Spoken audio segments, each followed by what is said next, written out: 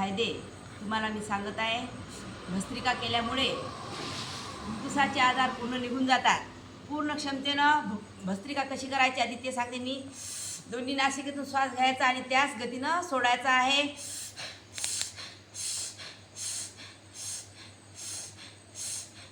त्याला भस्त्रिका प्राणायाम म्हणतात। आणि आपल्या क्षमतेनुसार आपण कमी जास्त करू शकतो। वेगात केलं, फास्टमध्ये केलं तर त्याचा जास्त फायदा होते,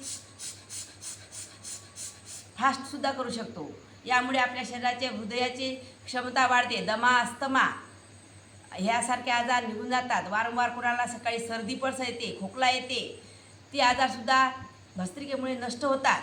शिंका येणे, सटासट सकाळी हवा लागली की शिंका येतात, ते शिंका जाण्यासाठी भस्त्रिका प्राणायाम अतिशय महत्त्वाचा आहे। ते 5 ते आपण अर्धा तासपर्यंत करू शकतो। भस्त्रिका प्राणायाममुळे हृदय मजबूत बनते, इम्युनिटी पॉवर वाढते आपली आणि कार्यक्षमता सुद्धा वाढते। इम्युनिटी पॉवर वाढल्यामुळे रोगप्रतिकारशक्ती वाढते आपली, आपल्याला कोणतेच आजार होणार नाही।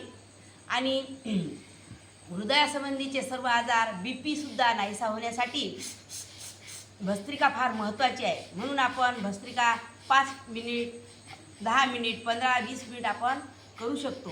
रोज भस्त्रिका ही आपण उपाशीपोटी करायला पाहिजे। ओम भस्त्रिका करा आणि शरीर सुदृढ ठेवा। ओम।